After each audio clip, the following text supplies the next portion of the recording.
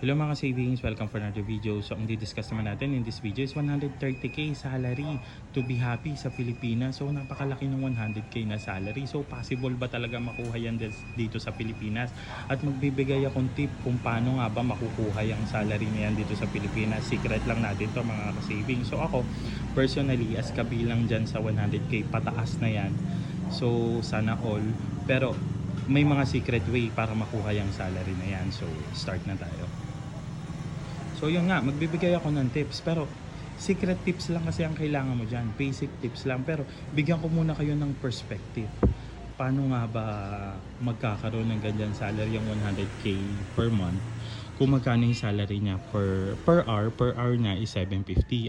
Ang minimum natin dito sa Pilipinas nasa 695 ata, correct me if I'm wrong. Tapos ang daily rate niya is 6,000, and then per week rate niya 30,000, and then monthly niya is 130, annually is 1,560.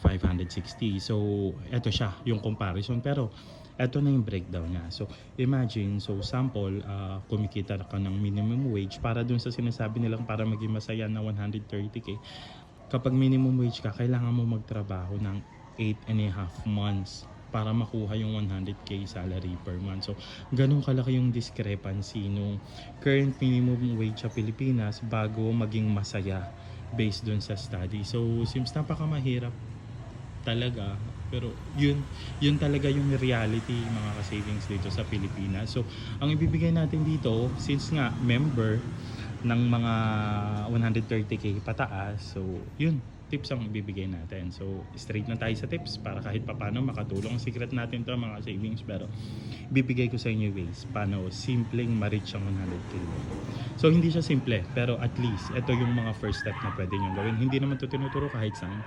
So ito, yung first tip natin is check your company salary increase percentage per year. So makikita nyo na, malalaman nyo naman yan kung magkano yung salary increase per year, saka yung years before possible promotion. So malalaman nyo rin yan. Kung hindi nyo alam, tanong nyo sa HR kung tuwing kailan ba yung possible promotion, kung magkano ba yung salary increase, kasi doon magbe-base kung halimbawa kung mag-i-stay kayo sa company na yun, gaano katagal bago ma-reach nyo yung times 2 salary. So normally ang salary increase is between 3 to 6 to 9 to 10.